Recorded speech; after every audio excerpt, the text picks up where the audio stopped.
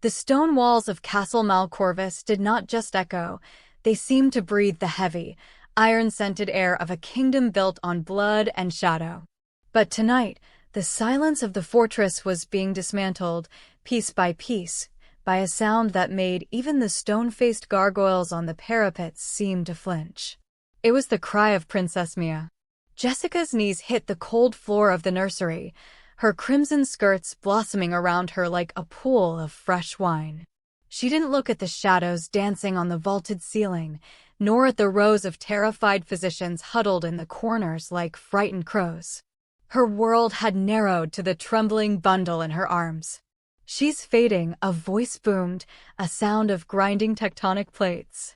King Lucian stood 3 paces away, a monolith of predatory grief.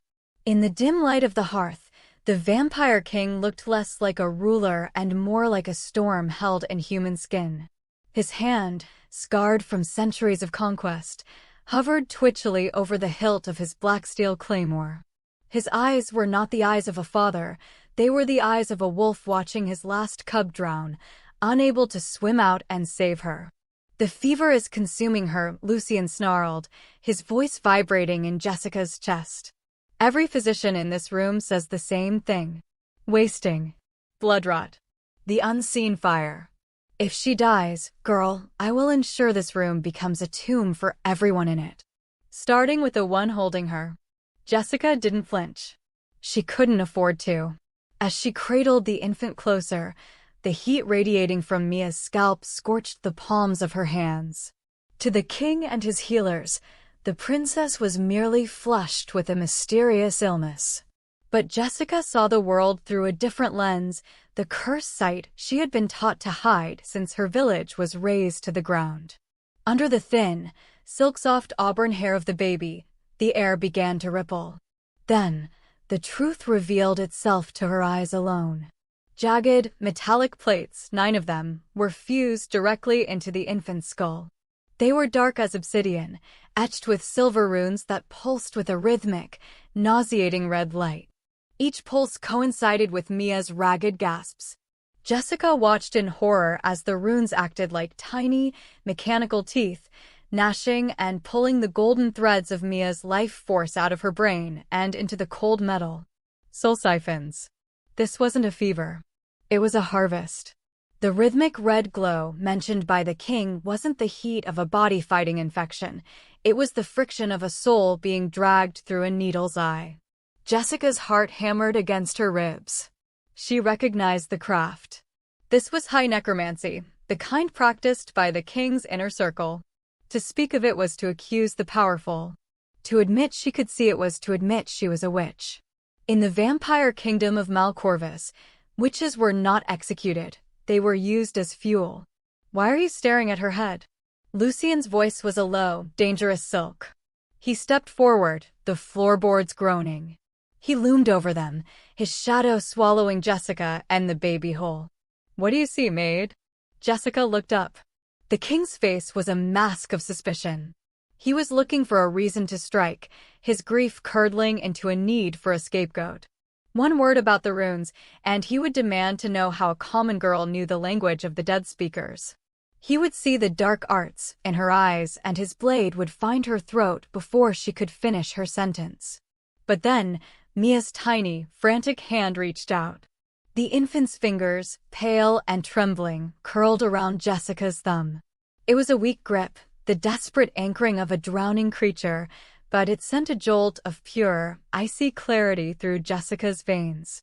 The child wasn't a princess or an heir or a political pawn in that moment. She was a heartbeat that wanted to keep beating. "I am the only one who sees the teeth," Jessica realized. "And if I don't pull them out, they will eat her until there is nothing left but a hollow shell." "I see a way to quiet her, my king," Jessica said, her voice dropping to a calm, melodic hum that seemed to cut through the tension in the room. She shifted her grip, her fingers hovering just millimeters above the first glowing plate. She could feel the booby trap within the magic, a hair trigger of necrotic energy designed to detonate if a vampire's blood magic touched it. That was why Lucian couldn't save his own daughter. His very nature would trigger the end. But Jessica was different. Her magic was of the earth, of the threads, of the slow and careful unraveling. "I don't need physicians," Jessica said, looking Lucien directly in his burning coal eyes, defying every law of the servant class. "And I don't need prayers. I need you to stay back. Your shadow is heavy, and she needs the light." Lucien's jaw tightened. The guards at the door drew their breath in a collective gasp of expected execution. The king's hand tightened on his sword. For a heartbeat, the air in the nursery was so thin it threatened to ignite. Then, slowly, the king stepped back. "Just an inch." "Save her," Lucien whispered, a command that sounded like a plea. "Save her, or I will burn the world to provide her a funeral pyre." Jessica turned her attention back to the glowing scalp. The first rune hummed, sensing her proximity. It was a ticking bomb of obsidian and spite. She closed her eyes, letting her sight take over, seeing the invisible tethers of red light that bound the curse to the baby's mind. She had 9 days, 9 runes, and a king who would kill her if she breathed the wrong word. Jessica leaned down and pressed a soft, lingering kiss to the baby's forehead, her lips brushing the edge of the first metallic plate. "I see you," she thought, directed at the dark magic. "And I am going to tear you down." The battle for the soul of Malcorvus had begun in a cradle, and the only weapon was a maid who refused to blink. The transition from the frantic chaos of the discovery to the suffocating silence of the death watch felt like being plunged into a well of ice water. By the time the moon had climbed to its zenith, the flurry of useless physicians and weeping wet nurses had been cleared away by the king's silent, lethal guards. The nursery, once a place of expected joy, had been transformed into a gilded tomb. Jessica sat in a low, velvet chair beside the black silk cradle, the rhythmic ticking of a grand clock on the wall sounding like the steady chop of a guillotine. Across the room, King Lucien remained a fixture of the shadows. He did not sit. He did not sleep. He stood by the arched window, his massive frame silhouetted against the moonlight, watching the stone gargoyles that perched on the exterior balustrade. To anyone else, he looked like a weary sentry. To Jessica, he looked like a predator waiting for death to walk through the door so he could challenge it to a duel. The air in the room grew thin and metallic as the hours bled toward the wolf hour, that stagnant time before dawn when the light is gone and the sun is yet a dream. This was when the others had failed. The previous maids had whispered that the princess grew ghostly in the dark, but as Jessica reached into the cradle, she realized the truth was far more physical. Mia was turning cold. It wasn't the natural chill of a drafty castle. It was a leaching of heat, as if the very caloric energy of her blood was being drained into a sinkhole. Jessica's fingers brushed the infant's tiny chest. The heartbeat was a frantic, thready flutter, like a moth beating its wings against a glass jar. "She is quiet," Lucien's voice rumbled from the window. He didn't turn around. His gaze was fixed on a stone sentry outside that seemed to shift its wings in the moonlight. The others, they always let her scream. They said the screaming meant she was still alive. "Screaming takes strength, my king," Jessica replied softly, her voice a calm anchor in the darkness. "She is resting. Or trying to." Lucien finally turned, his eyes catching the faint amber glow of the dying hearth. "You are not afraid of her. Or of me." "Why?" Jessica kept her head bowed, focusing on the child. "Fear is a luxury for those who have something left to lose. I only have my work." It was a half-truth, but it served its purpose. Lucien let out a breath that was almost a growl and turned back to the window, his attention captured by a flicker of movement in the courtyard below, a messenger or a spy, something for a king to hunt. In that moment of his distraction, Jessica acted. She slid her hand beneath Mia's head, lifting the infant with a grace that hid her trembling. With her other hand, she gently parted the fine, copper-spun hair at the base of the skull.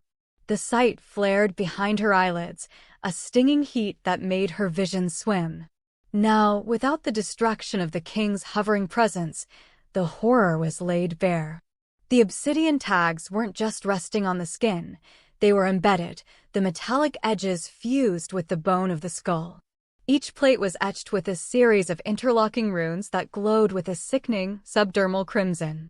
They looked like parasites, clockwork leeches made of shadow and silver. Jessica watched as one rune flared bright, and as it did, Mia's temperature dropped another degree.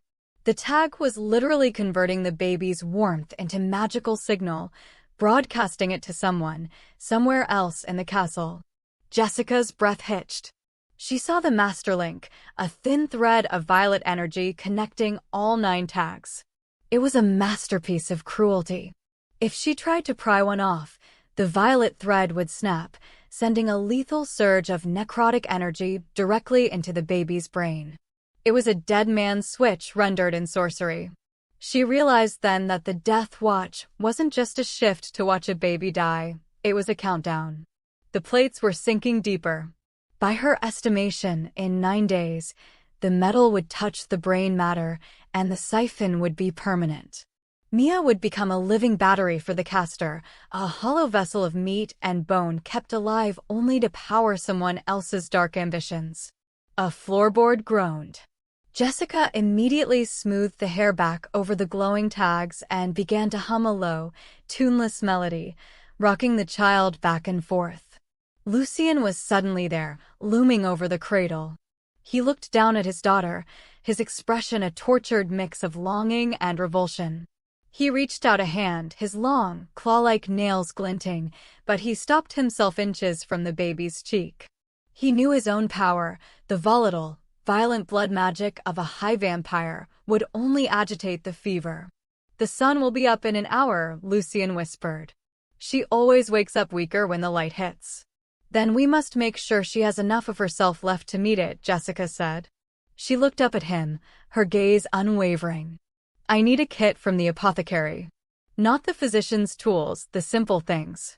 Silver needles, silk thread, and distilled rosewater." Lucien's eyes narrowed, searching her face for a hint of treachery. For what? To keep her grounded, Jessica lied, her heart thumping against her ribs.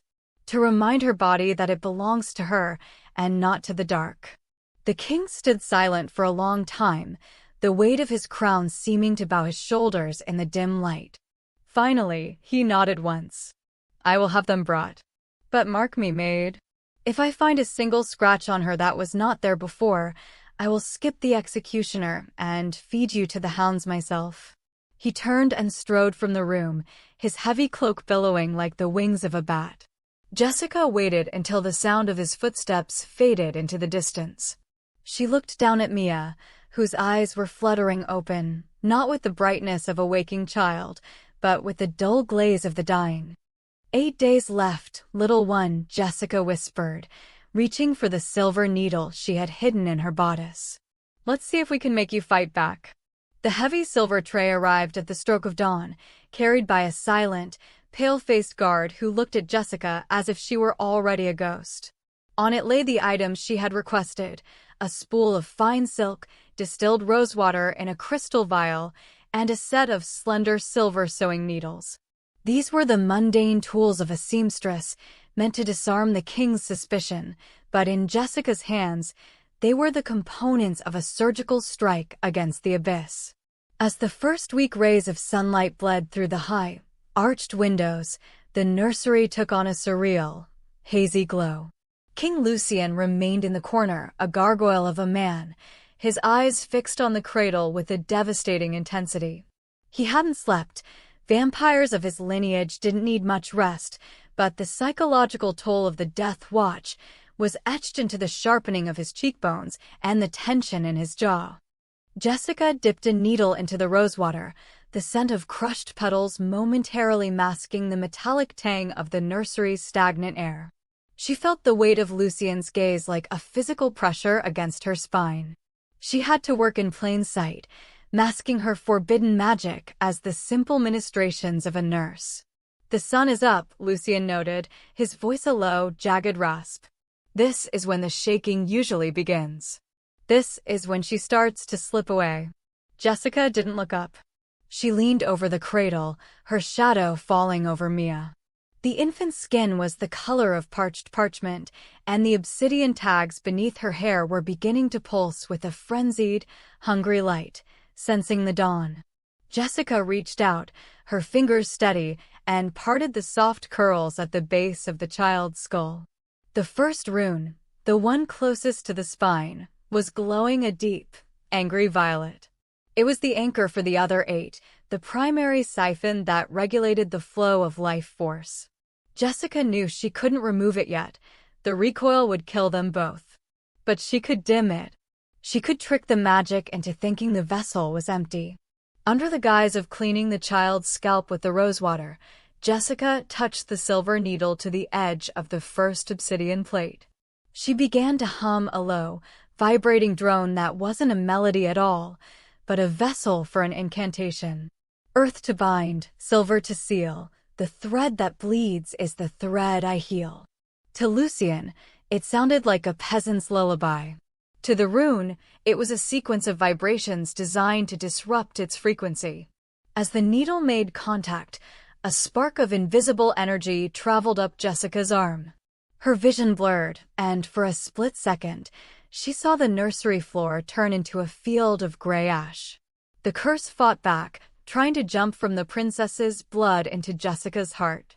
She gritted her teeth, her knuckles turning white as she pressed the silver tip into the microscopic groove where the metal met the bone. She whispered the final syllable against the baby's skin.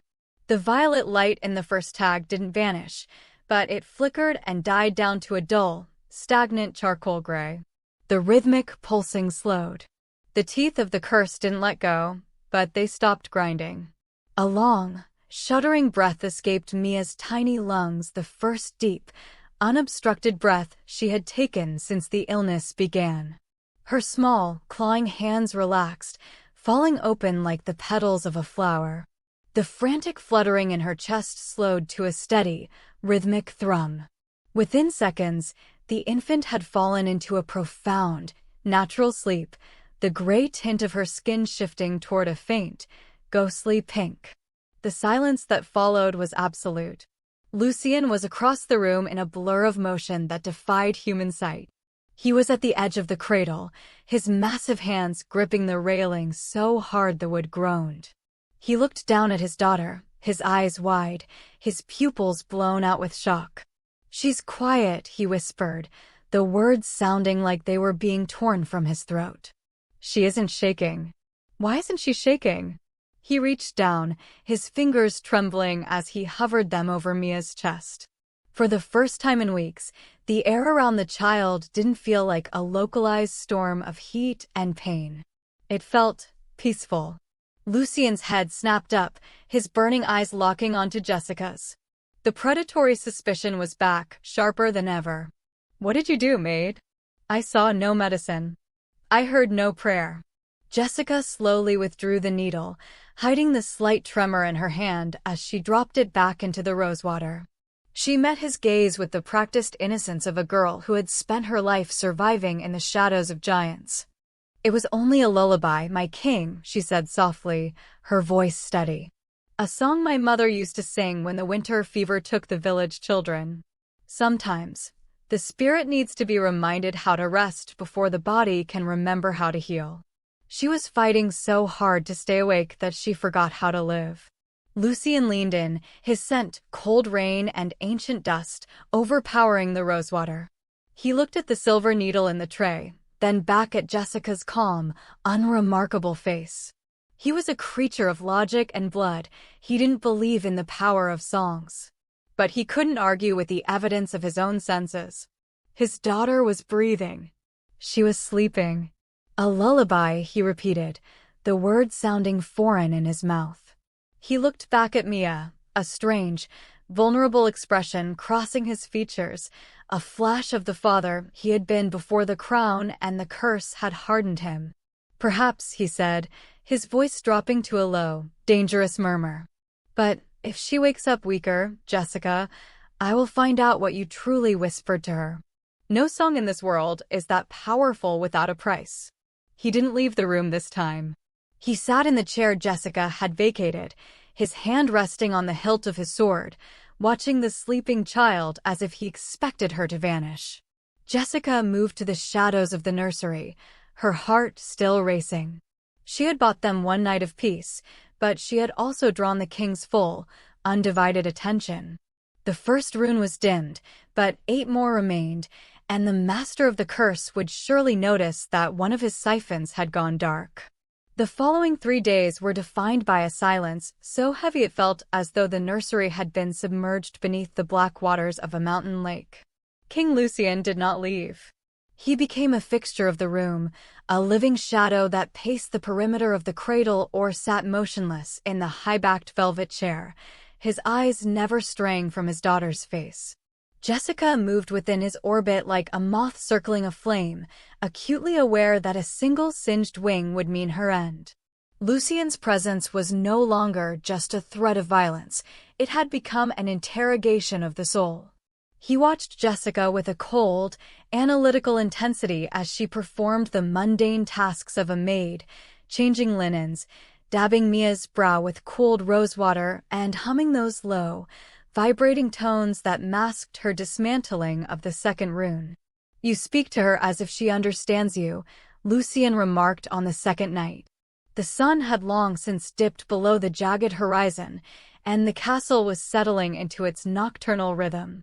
He was standing by the hearth, the dying embers casting long, flickering shapes across his sharp features. Jessica didn't look up from the child. "A soul knows its name long before the tongue can speak it, my king." She feels the intent behind the voice. Lucien moved then, his footsteps making no sound on the heavy rugs. He stopped beside Jessica, and for the first time, he didn't loom. He looked down at Mia, and in the soft light, the predatory mask he wore for the world finally slipped. There were deep hollows beneath his eyes that spoke of a grief older than the current crisis. "Her mother used to say the same," he whispered, his voice losing its jagged edge. "Isabella would sit in this very light and tell me that our daughter would be the bridge between the sun and the moon. She saw a future I was too cynical to imagine." Jessica felt a sudden, sharp pang of empathy that she hadn't prepared for. She had spent her life viewing the vampire royalty as monsters, the apex predators who had allowed her village to be collateral damage in their endless wars. But seeing the tremor in Lucien's hand as it hovered over the silk blankets, she realized he was paralyzed. He was a king who could command armies, a warrior who could tear the heart from a dragon, yet he was completely impotent against a tiny, invisible thief stealing his daughter's breath. "You loved her very much," Jessica said softly. "I loved her more than the crown," Lucien replied, his gaze distant. "When she died in childbed, I thought the world should have stopped spinning. But then Mia cried for the first time, and I realized the world hadn't ended, it had just become terrifyingly fragile." He turned to Jessica, his eyes searching hers with a raw, desperate vulnerability. "They tell me I am a monster, girl. Perhaps I am. But a monster would not feel this hollow." In that moment, the power dynamic in the room shifted. Jessica saw the king not as a tyrant, but as a man drowning in a sea of helplessness. He wasn't a monster because he enjoyed cruelty. He was a man who used cruelty as a shield because he didn't know how else to protect what was left of his heart. He couldn't fight this curse with a sword or a decree, and the realization was breaking him. "You are not a monster to her," Jessica said, her voice carrying a weight of conviction that made Lucien blink. "To her, you are the warmth in the room. Even if you cannot touch her, she knows you are the sentry at the gate." Lucien's expression softened, a ghost of a smile touching his lips before he caught himself. He cleared his throat, the hardness returning to his eyes like ice refreezing over a pond. "And yet, the sentry cannot see the enemy. My physicians speak of humors and blood rot. The high priest speaks of the god's will.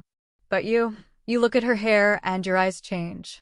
You touch her and she breathes." He stepped closer, his scent of cold cedar and ancient earth wrapping around her. "Tell me the truth, Jessica. What are you truly doing when you hum those songs?" Why does the air around her head ripple when you think I am not looking? Jessica's heart hammered a frantic rhythm against her ribs. She was standing on the edge of the precipice. She looked from the king's piercing gaze down to Mia's sleeping face. She saw the third rune beginning to glow, a faint, oily green light that indicated the siphon was reaching for the child's digestive system.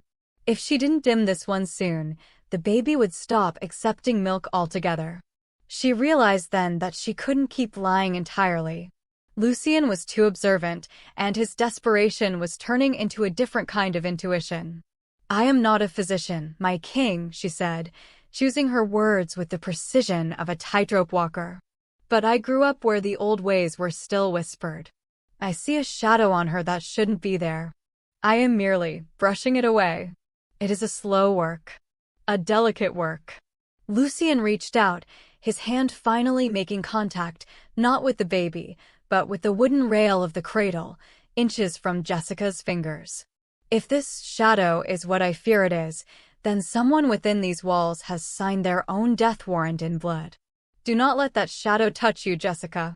If it takes you, I will have no one left to trust. He turned and walked back to his post by the window, the king's shadow stretching long and dark across the floor. Jessica watched him, realizing that the stakes had doubled. She wasn't just saving a princess, she was keeping a father from losing his last thread of humanity. And as she reached into the cradle to begin the third extraction, she saw a flicker of movement in the reflection of the window glass. A shadow that wasn't the king's. Someone was watching from the gallery above, someone who had noticed the princess was no longer dying on schedule. The death watch was no longer a solitary vigil, it was a hunt, and Jessica was the bait. The fifth night brought with it a cold, clinging mist that crept through the arrow slits of the nursery, smelling of damp earth and incense. The heavy double doors creaked open, not with the abrupt violence of the king's entrance, but with a measured, predatory grace. High Priest Valerius entered, his white robes flowing like a shroud, his fingers interlaced within the sleeves of his vestments. Behind him, the torchlight seemed to dim, as if the very fire was afraid of the holiness he projected. King Lucien stood from his chair, his posture stiffening. There was no love lost between the throne and the altar, but in matters of the soul, the king was forced to yield. "Valerius," Lucien greeted, his voice a low warning. "You missed the midnight prayers. Why visit the nursery now?" The stars told of a shift in the princess's humors, my king, Valerius replied, his voice like oil over silk. He moved toward the cradle, his eyes, pale and clouded like milk, sweeping over Jessica with a dismissive chill. "I came to offer the final rites, should the great dark claim her before dawn. But I see the child is remarkably peaceful." Jessica felt the hair on her arms rise. She stood at the head of the cradle, her hands clasped tightly in her apron. Through the cursed sight, the high priest did not look like a man of God. He looked like a storm of swirling, jagged violet energy. The threads of magic emanating from his soul were identical in color and vibration to the obsidian tags embedded in Mia's skull. "The maid has a way with her," Lucien said, gesturing vaguely toward Jessica. "A song, she says. A lullaby." Valerius smiled, a thin, bloodless line. "A lullaby. How charming. May I?" Without waiting for an answer, he leaned over the cradle. His long, skeletal fingers reached out, hovering over the infant's head. Jessica's breath hitched. As Valerius's hand neared the third rune, the one Jessica had been secretly working to dim, she saw a spark of violet lightning jump from his fingertip to the obsidian plate. The tag, which had been dulling under Jessica's care, suddenly flared with a violent, toxic emerald light. Mia whimpered in her sleep, her tiny body arching as if struck by a hot wire. Valerius whispered, his thumb pressing firmly against the child's scalp, directly over the pulsing metal. "The fever burns deep. It is a stubborn thing, this rot. It clings to the bone, does it not, little one?" Jessica saw it clearly then. He wasn't inspecting her. He was recharging the siphon. He was tightening the teeth of the curse, forcing the metal to bite deeper into the soft bone of the princess. He was the architect of this slow murder. In her horror, Jessica's focus slipped. Her sight flared bright, her pupils dilating as she stared directly at the spot where Valerius's hand met the baby's head. She saw the flow of stolen life force moving up the priest's arm, feeding his own unnatural longevity. Valerius paused. He didn't look at the baby. He turned his head slowly, his milk-pale eyes locking onto Jessica's. The air between them suddenly felt static, charged with a lethal secret. He saw the way she was looking at the magic, not at the skin, not at the fever, but at the runes. A flicker of genuine surprise crossed his face, followed instantly by a cold, calculating malice. He realized she wasn't just a maid with a song. She was a witness. "You have very observant eyes, child," Valerius said, his voice dropping to a conspiratorial murmur that didn't reach the king's ears. "It is a rare gift to see so clearly in the dark. Most people simply go blind when they look at things they weren't meant to understand." He withdrew his hand, and the emerald glow subsided into a low, menacing throb. He turned back to Lucian, his expression once again a mask of priestly concern. "The child's soul is heavy, my king. I fear the lullabies of a common girl are merely masking the symptoms of a much deeper corruption. We must be careful not to mistake a temporary silence for a cure." Lucian's eyes flashed with a sudden, sharp suspicion, looking between the priest and the maid. "What are you suggesting, Valerius?"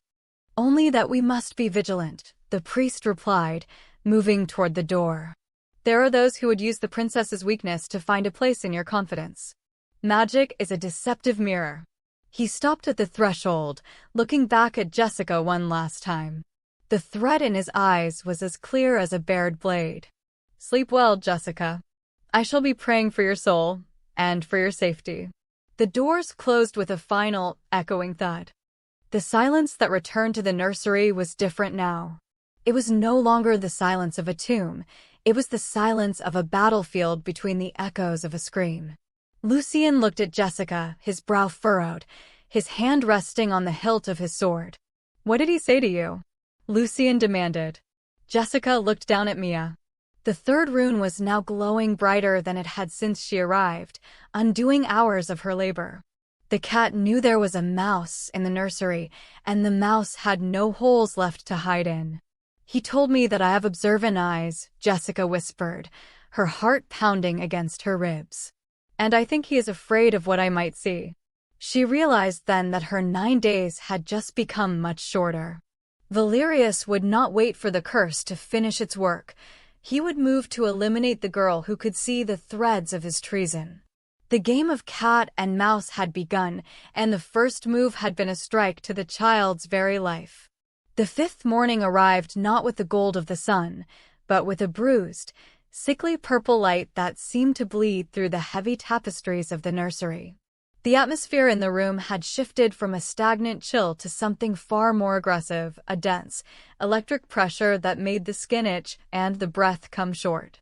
Mia lay in her cradle, her tiny body no longer arching in pain, but instead sinking into a lethargy so profound it looked like the onset of rigor mortis. The runes had changed. Under the touch of the high priest the night before, they had evolved from jagged obsidian plates into weeping sores of violent violet light. They were no longer merely sipping life, they were gulping it. Jessica leaned over the cradle, her own reflection in the polished silver basin nearby startling her. The cursed sight was taking its toll. Dark, bruised hollows had formed beneath her eyes, and her skin, usually flushed from the heat of the kitchens, had turned a translucent, waxy gray. Every time she reached out to dim a rune, the backlash of the high priest's malice traveled up her nerves like liquid fire, scorching her spirit. She realized, with a sinking dread, that her simple silver needles and whispered lullabies were no longer enough. The siphon was too strong, the current of the curse too swift. To save Mia now, she couldn't just disrupt the magic, she had to offer it a secondary path. "She isn't opening her eyes," Lucien's voice came from the shadows. He moved toward the cradle, his footsteps sounding like the tolling of a bell. He looked at Jessica, and his eyes sharpened with a new, unsettling focus. "And you look as though you are standing at the edge of your own grave, Jessica. The physicians say the fever is airborne. They say it is catching." "It isn't a fever, my king," Jessica whispered, her voice cracking. She knew what she had to do, and she knew the price. She reached into the cradle and lifted the infant, ignoring the way her own knees trembled. She sat in the rocking chair and pressed Mia's small, cold back against her own chest, skin to skin, heart to heart. She closed her eyes and reached out with her mind, not to the runes, but to the very essence of her own life force. In the darkness of her inner sight, she visualized a bridge, a glowing, golden tether of light extending from her own heart and wrapping around the violet thorns of the curse.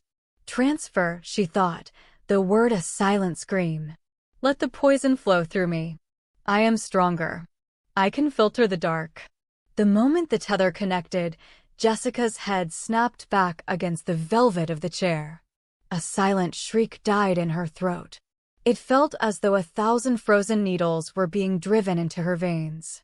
The violet light of the runes didn't vanish. It simply split, half of it remaining on Mia's scalp, the other half bleeding down Jessica's arms in glowing, spectral veins of shadow. Lucien gasped, his hand flying to his sword. "What is this?" "Jessica, your arms." The maid's skin was crawling with faint, glowing lines of purple light, mirroring the patterns on the baby's head. She was acting as a living conduit, a filter for the necromancy. As the poison entered her body, she felt her own strength begin to drain into the floor, but beneath her, she felt Mia's heart give a sudden, strong thrum.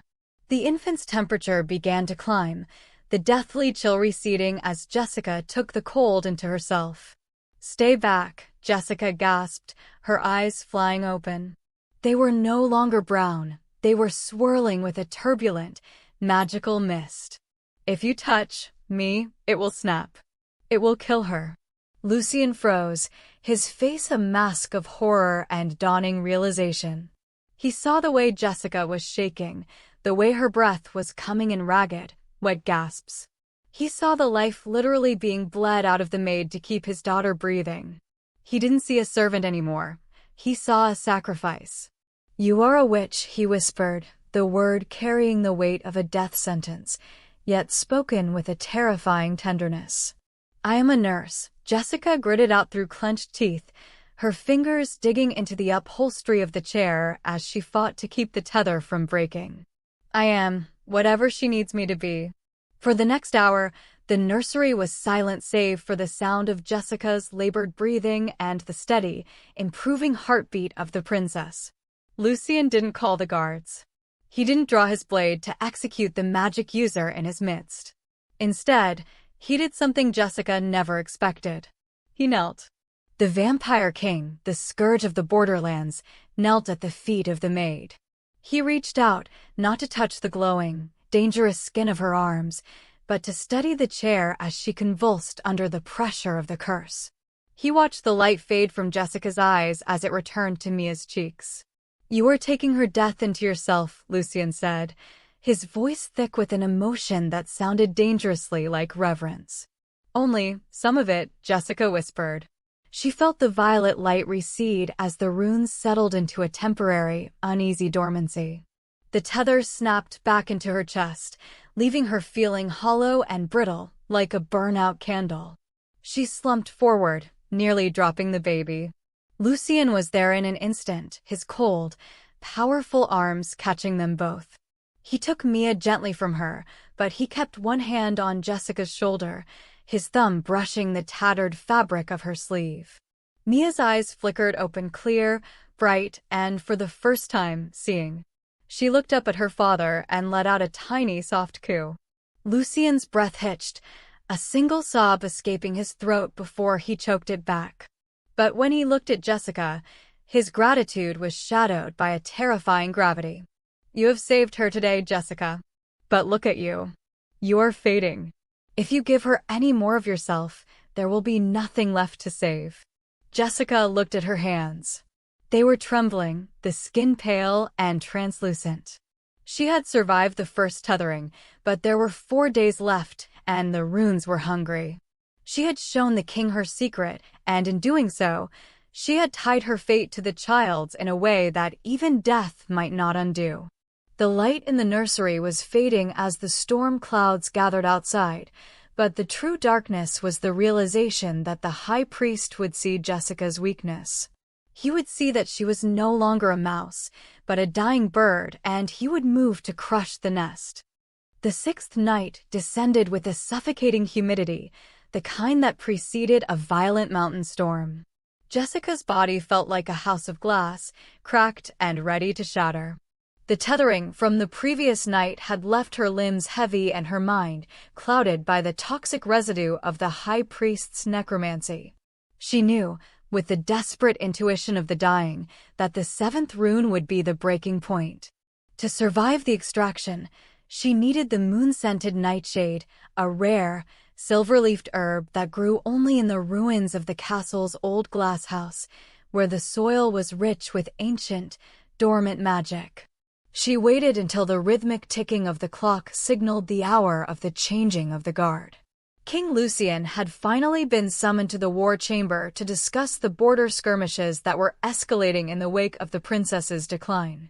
For the first time in days, the nursery was guarded only by 2 young soldiers who were more afraid of the ghosts in the hall than the maid within. Jessica slipped out of the side servant's door, her feet bare against the cold stone to muffle her passage. She moved through the skeletal remains of the castle's lower gardens, her cursed sight guiding her toward the faint, bioluminescent hum of the nightshade. She found it clinging to a shattered marble fountain, its leaves shimmering like fish scales in the dark. She harvested the silver petals with trembling fingers, crushing them into a small vial of oil she had hidden in her sash.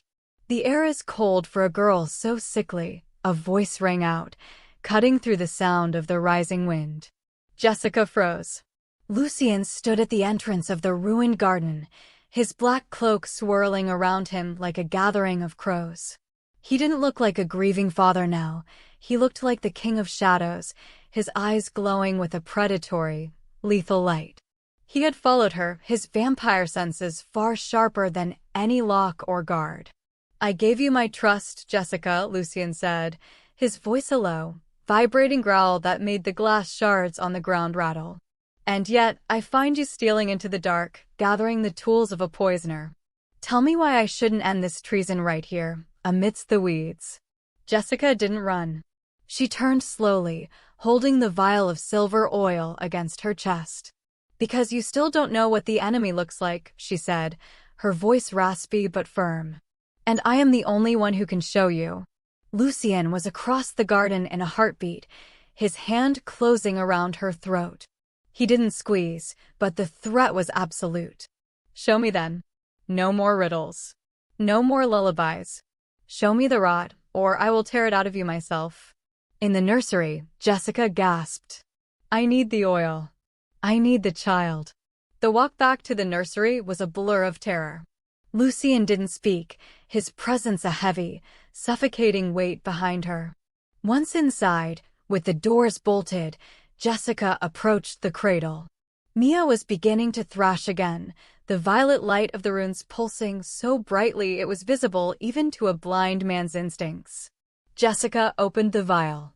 The scent of the crushed nightshade filled the room, a sharp, metallic aroma that smelled like the moon itself. She dipped her fingers into the silver oil and began to rub it into the crown of Mia's head, over the areas where the fever was supposed to be. The reaction was instantaneous. As the herb's neutralizing properties met the necromantic metal, the veil of the curse was forcibly lifted. The obsidian plates didn't just glow, they materialized into the physical realm. 9 jagged, metallic tags, each the size of a finger joint, suddenly became visible to the naked eye. They looked like iron parasites burrowing into the infant's skull, their surface etched with the personal sigil of the high priest Valerius. The air around the baby's head distorted, a low, buzzing sound filling the room like a swarm of angry wasps.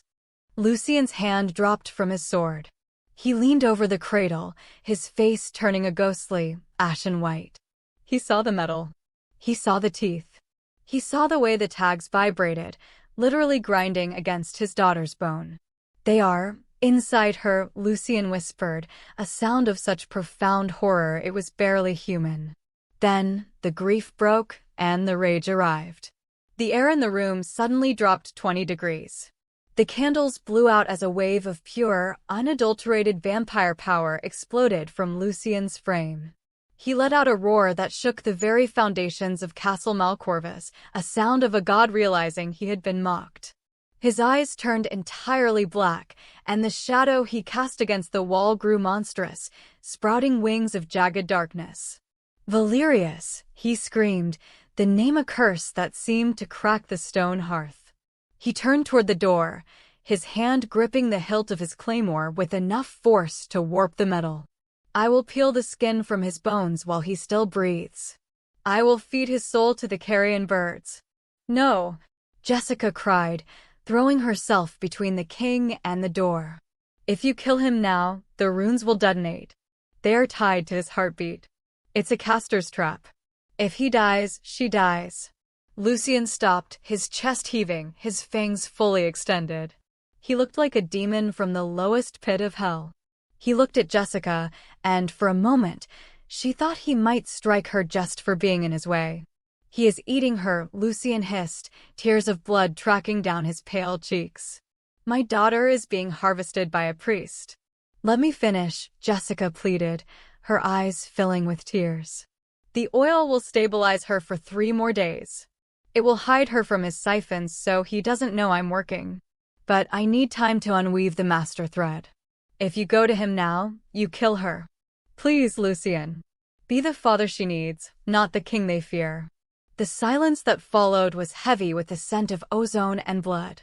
Lucien's black eyes slowly returned to their amber hue, though the coldness in them remained. He looked at Mia, who had fallen into a deep, oil-induced sleep, and then at Jessica's trembling form. He reached out, his hand hovering over the baby's head, his fingers tracing the air above the obsidian tags.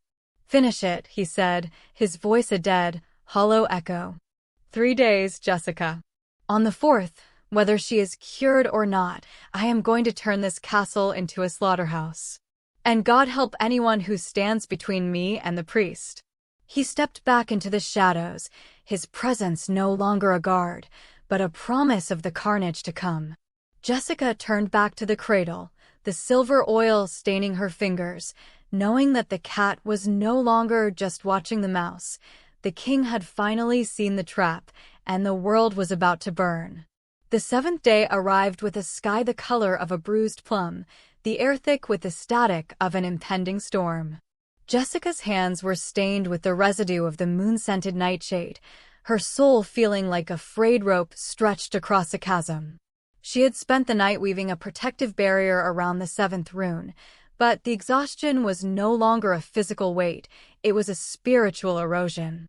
She moved toward the servants' quarters to snatch an hour of rest, unaware that the high priest had already woven a different kind of shroud around her.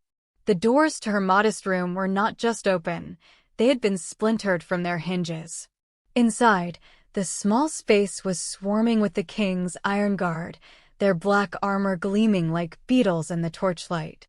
At the center of the room stood Valerius, his white robes a blinding contrast to the chaos. He held a small, velvet-lined box aloft, his face a mask of practiced, sanctimonious horror. "See for yourself, my king," Valerius's voice rang out, echoing into the corridor where Lucien stood, his silhouette blocking the light. "The source of the rot is no longer a mystery. While we prayed for the child's soul, this viper was nesting in your bosom." Valerius tipped the box.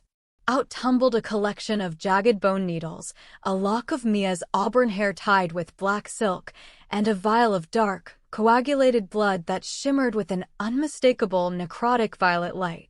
They were effigies, the classic tools of a soul siphon caster. Jessica felt the world tilt.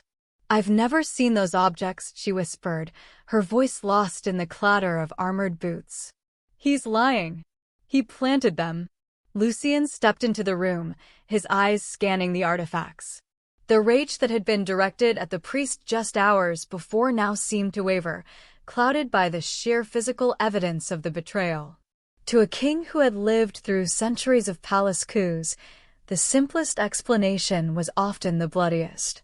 "The maid has been seen sneaking into the ruined glass house at midnight," Valerius continued, his milk-pale eyes fixed on Jessica with a triumphant coldness. "She uses herb lore to mask her true craft. She hasn't been healing the princess, Lucien. She has been seasoning the vessel for her own dark ascension. Why else would she look so much like the dying girl? She is drinking from the cradle." "Lucien, look at the runes," Jessica cried, reaching for the king's cloak as two guards seized her by the shoulders. "You saw the metal. You saw his sigil." "I saw what you showed me," Lucien said, his voice a dead, hollow rasp. The conflict in his eyes was agonizing. He wanted to believe the girl who had given him hope, but the high priest was the voice of the divine law, and the blood on the floor spoke louder than a maid's plea. "And now I see this.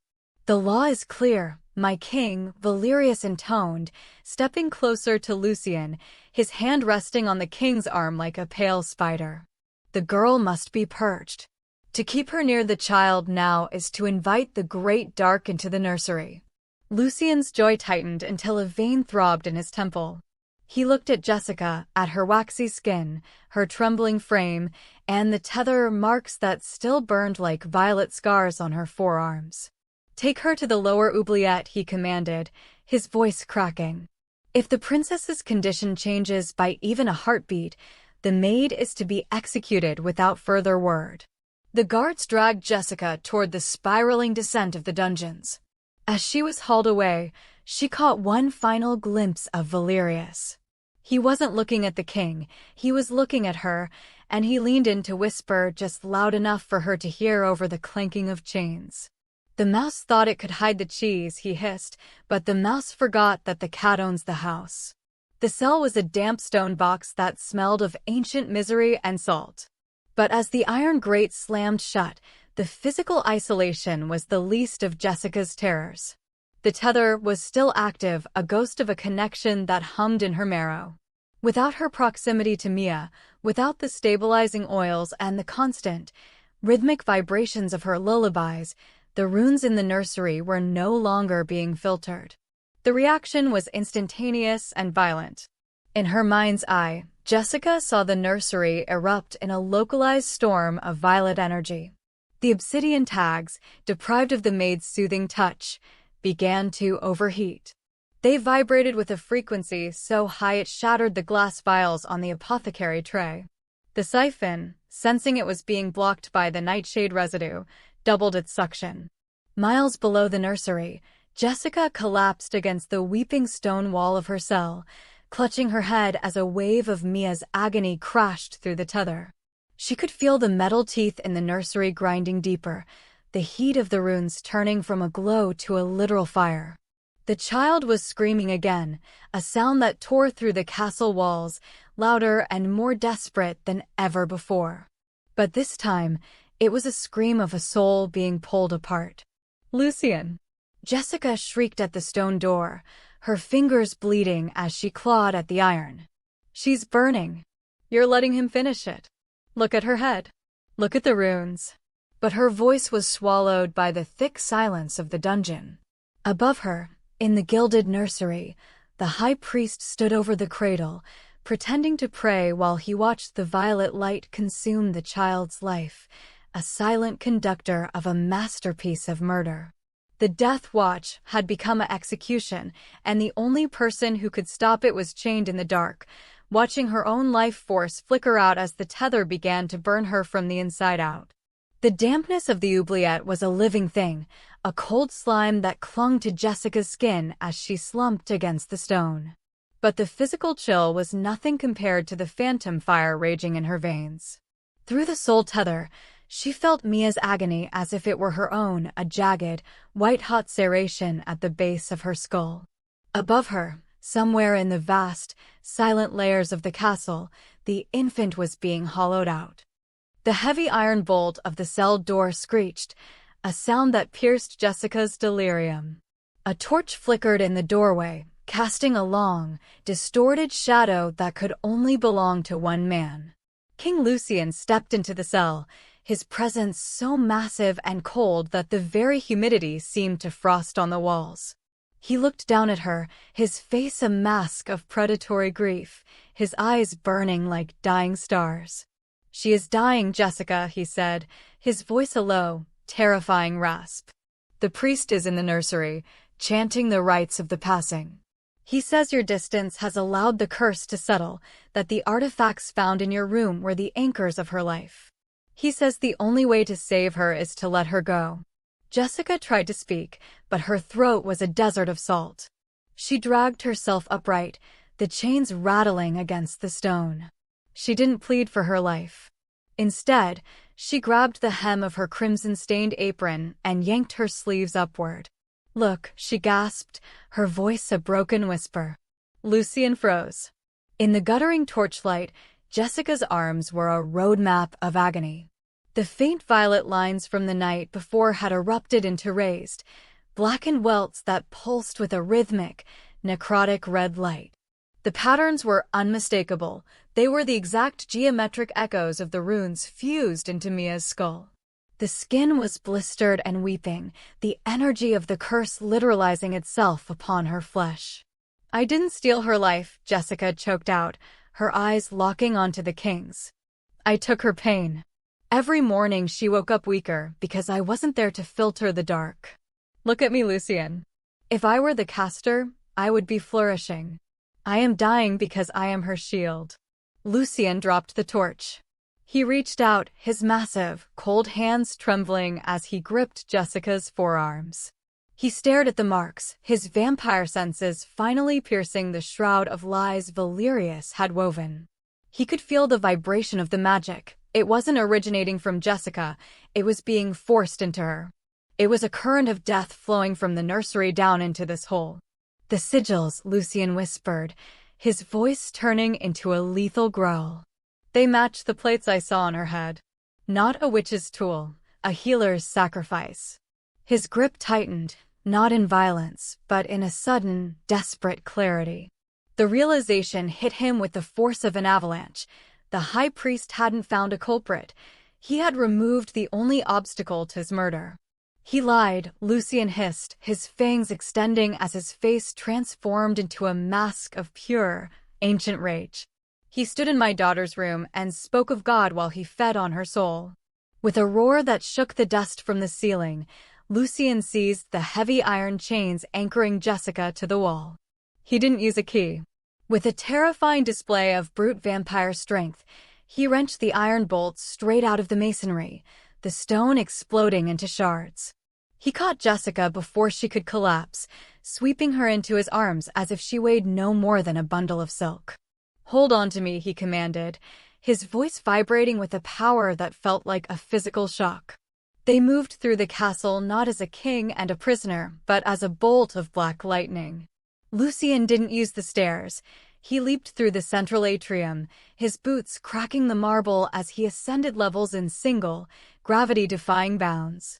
Jessica clung to his cloak, her head swimming, but the tether in her mind was screaming louder than ever. "It's too late. The runes are smoking," she cried out over the rushing wind. "He's forcing the harvest." As they reached the final corridor leading to the nursery, the air turned thick and acrid, smelling of burnt hair and ozone. The guards at the door didn't even have time to draw their breath before Lucian smashed through the oak panels, the wood splintering into toothpicks. Inside, the nursery was a vision of hell. The high priest Valerius stood over the cradle, his arms raised high, his white robes now stained a sickly, necrotic violet. He wasn't praying. He was screaming a rhythmic, discordant incantation that made the very air warp. In the cradle, Mia's head was wreathed in a halo of black smoke and jagged red light. The 9 obsidian tags were vibrating so violently they were beginning to glow white-hot, the metal literally melting into the infant's skin. The child wasn't crying anymore. She was silent, her tiny chest barely moving as the siphon reached its terrifying climax. Valerius. Lucian's voice wasn't human. It was the roar of 1,000 years of darkness. The priest turned, his face contorted into a snarl of panicked triumph. You are too late, vampire. The tithe is paid. The soul belongs to the abyss. Lucian set Jessica down at the edge of the rug. End it, he whispered to her, his eyes fixed on the priest. I will handle the monster. You save the child.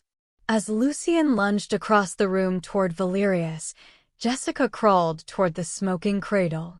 The heat coming from Mia's head was enough to blister the air, but Jessica didn't hesitate. She reached into the fire of the curse, her hands ready to take whatever was left of the poison, knowing that this leap of faith would either break the world or mend her heart. The nursery had become a crucible of swirling shadows and screaming light. As King Lucian collided with Valerius, the impact sounded like a mountain collapsing. The high priest was no longer a man of cloth. He had unspooled his own soul to fuel his treachery, and jagged tendrils of necrotic darkness lashed out from his robes like whip-cracking serpents. Lucian, fueled by a father's primal fury, caught the shadows with his bare hands, the dark energy hissing against his ancient skin as he drove the traitor back toward the stone hearth. Jessica did not watch the gods fight. She dragged herself to the edge of the cradle, the air so thick with the scent of ozone and burning metal that her lungs felt as though they were filling with ash. Mia lay at the center of the storm, the 9 obsidian tags glowing with a blinding, lethal incandescence. The 8th rune had already sunk beneath the skin, leaving only the 9th, the master rune, pulsing at the very crown of her head. It was the heart of the web, the anchor that held the infant's soul in a terminal grip. Stay with me, little one, Jessica whispered, her voice a cracked reed amidst the thunder of Lucian's combat. She reached into the corona of red light. The heat was agonizing, a physical wall of rejection, but Jessica didn't pull back. She didn't use needles or oils this time. She used the only thing she had left, the tether. She reached through the connection in her own marrow and gripped the master rune with her bare fingers. The backlash was a scream of pure energy that traveled through her nerves and erupted in her mind. She saw the nursery vanish, replaced by a void where a giant, clockwork spider made of obsidian teeth sat upon Mia's heart. Jessica didn't flinch. She wrapped her spirit around the spider and pulled. In the physical world, Jessica's hands were wreathed in violet fire.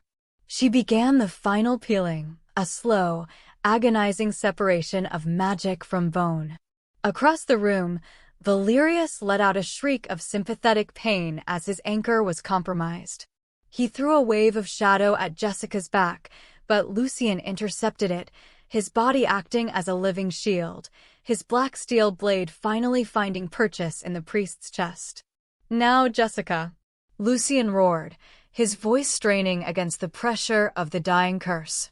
With a final, soul-deep heave, Jessica tore the master rune free. The reference image's terrifying red glow didn't just fade, it reached a fever pitch and then exploded. A shockwave of pure, brilliant white light erupted from the cradle, shattering every mirror in the room and snuffing out the necrotic shadows. The obsidian tags disintegrated into harmless gray ash, scattered by the force of the magical release. For a heartbeat, the silence was absolute, the silence of a world that had forgotten how to breathe. Then it broke. A loud, healthy, and incredibly indignant cry tore through the nursery. It wasn't the thin wail of a dying child, it was the robust protest of a baby who was finally, truly alive. Jessica fell back against the floor, her hands blackened and her vision failing. She felt the cold, hard floor beneath her, and for a moment, she thought the dark had finally won. But then, a massive hand slipped beneath her head, and the scent of cold cedar and rain returned. Lucian knelt over her, his armor shattered and his face bloodied, but his eyes were clear. In his other arm, he held Mia. The infant was no longer gray, Her cheeks were flushed with a vibrant, healthy pink, and as she opened her eyes, they flickered with a faint, natural golden power, the sign of a vampire princess whose magic had finally been returned to her. Valerius lay in a heap by the hearth, his white robes charred, his stolen life force having evaporated the moment the master rune broke. He was nothing now but a withered husk of a man, defeated by the very soul he had tried to harvest. The storm outside finally broke, the torrential rain washing the soot from the castle walls. Weeks later, the bells of Malcorvus tolled again, but this time they did not signal death. They rang for a new era. Standing on the high balcony overlooking the sprawling, mist-covered kingdom, King Lucian stood with Mia held high in his arms. Beside him stood Jessica, no longer in a maid's stained apron, but in robes of deep velvet, the marks on her arms now silver scars of honor. Lucian turned to the gathered crowds and his voice, carried by the wind, reached every corner of the realm. He spoke of the girl who had seen what kings could not. He announced the end of the Great Silence, abolishing the laws that hunted those with the gift of magic. She was a maid who found a curse, Lucian said, his hand resting briefly on Jessica's shoulder, a gesture of respect that silenced the nobility. And now she is the royal protector of the throne. For as long as Malcorvus stands, we shall no longer fear the dark, for we have learned to trust those who can see within it.